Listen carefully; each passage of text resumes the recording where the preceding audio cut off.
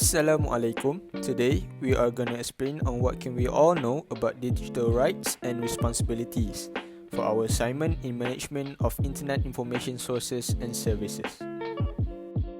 Without further ado, I'll introduce myself. My name is Muhammad and my group mates are Nurdiana, Azrin and Syamil. Hi, Assalamualaikum warahmatullahi wabarakatuh.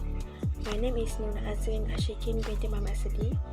I'm from IMC407 students.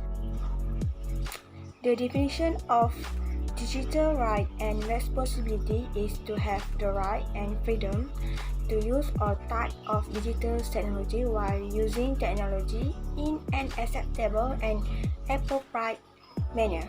As a user of digital technologies, you also have the right to privacy and freedom to expression. Why are digital rights and responsibility important?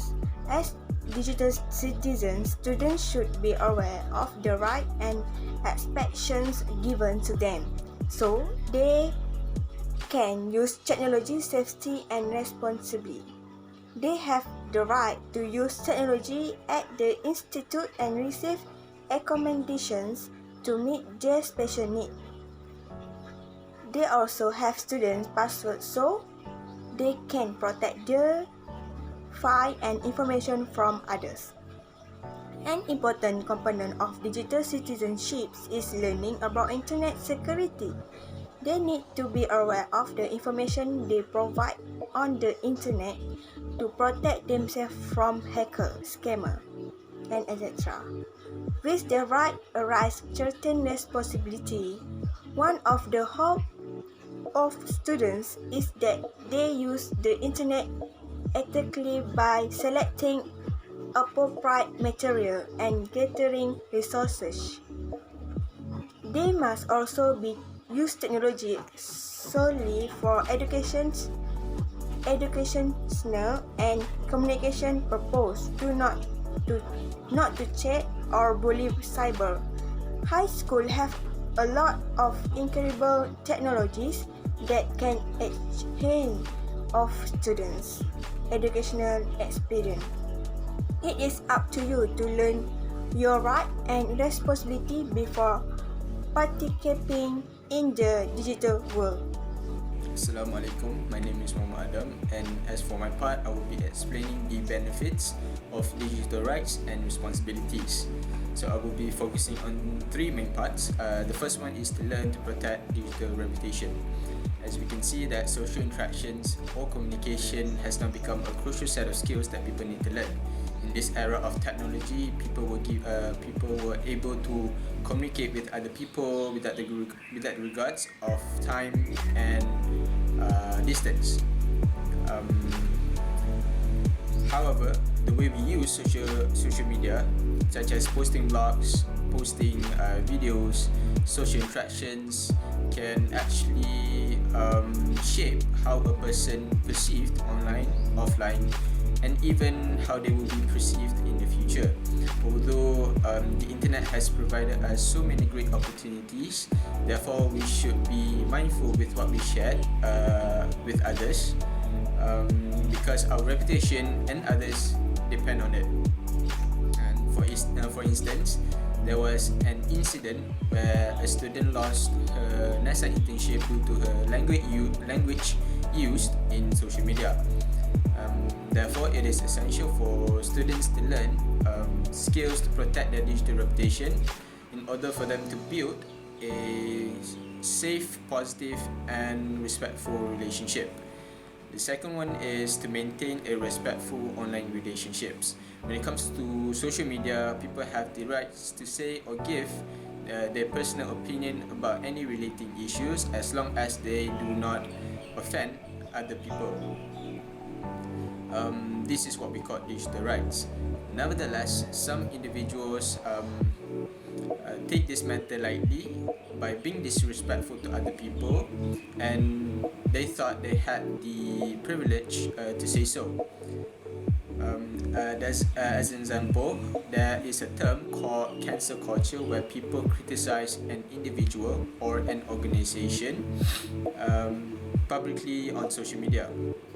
This act of atrocity can somehow ruin the victim's reputation and will put them in a difficult situation. Thus, educators have a key role to play in teaching students the skills of enable them to reject discrimination, aggressive behaviors, stereotyping, and develop a positive and respectful environment and relationships. Last but not least is to learn to protect online privacy. So digital privacy is considered to be one of the major aspects that needs to be taken seriously. As we can see, there are many cases occurred where identities were stolen and people were exposed and etc. due to lack of cybersecurity. It is our responsibility to be cautious when using social media to prevent such events from happening. That is why people need to be up to date with information about transactional social, professional identities, and the tools required for the safe use of the internet. Individuals' digital footprints are recorded every time they access the internet. And hence, the key to have a safe, positive, and enriching online experience, we as users need to be a good digital citizens. Hi, my name is Nurdiana Fariha binti Ainuddin. My ID student is 2020694638.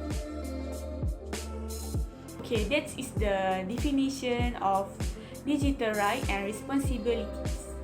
So I want to focus on the main topic, which is the advantage and the disadvantage of digital right and responsibilities. Okay, the first one is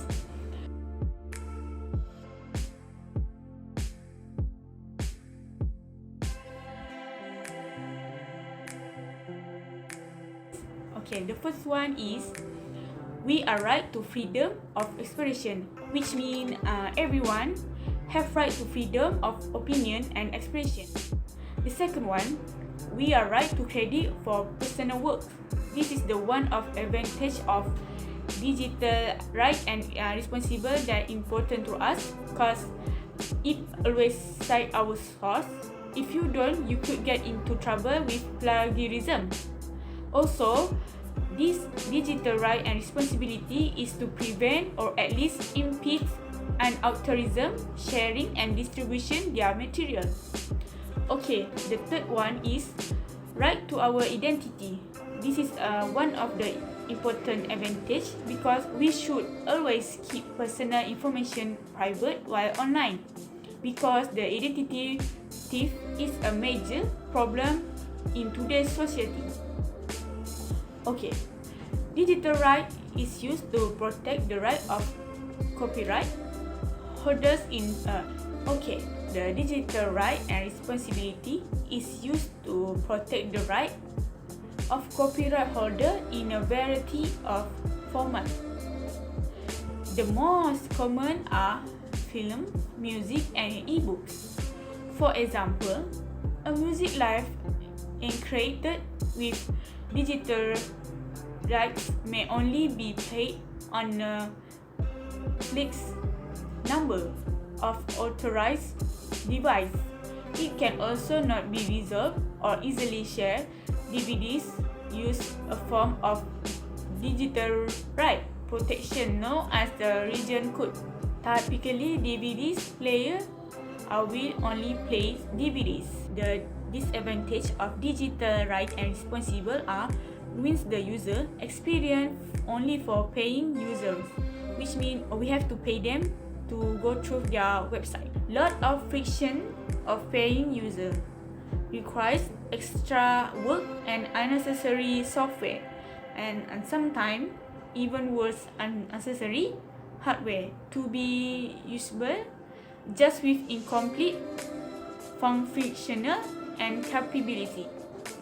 Okay, the short produce life for paying user. And the fourth one is short product life for paying user. I think it's the most non-transferable to others technologies, platform, and some are even gone forever after basic operating system update.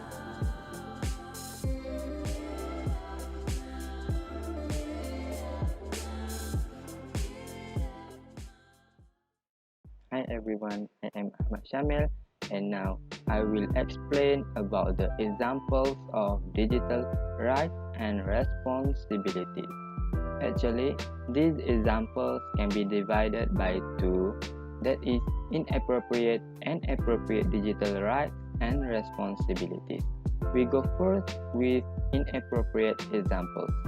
First point is downloading and swapping files such as music illegally. Second is copying materials without giving credit to the author. Third is students violating school policies because they view them as unfair. Okay, we go for examples of appropriate digital rights and responsibilities. First is paying for music that is downloaded onto your iPod or computer. Second is students have the same copyright protection as everyone else. Third is explain to the school community the reason why school and district policies regarding technology exist. So let's focus in specifically now on the power of digital rights and responsibilities. First of all, what are they? Well, the digital rights and responsibilities are the freedoms that are extended to everyone in the digital world and the way in which we need to be accountable with those freedoms.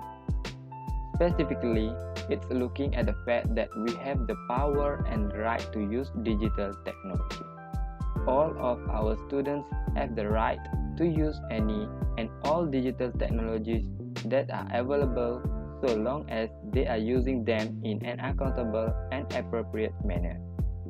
So, why is it so important to know about digital rights and responsibilities? Well, first and foremost, digital rights are very similar to the rights that we have as citizens. This includes the right to privacy specifically in our digital actions. They include the right to free speech that we have online, our ability to say what we want to say in an appropriate manner. And it's important that we teach students in all classes, kindergarten through high school and beyond the basic digital rights that they have as digital citizens. However, it's also important to remember that with great power comes great responsibility, and that students need to understand what those digital responsibilities are. Sometimes within the school, this gets focused on school versions of acceptable use of technology, what your specific school allows students to do and not to do online. However, it can also involve that students have a responsibility even though they might be allowed to do this or say that they personally maintain high standard of digital etiquette and act in a way that help ensures that they are safe and secure when they are online.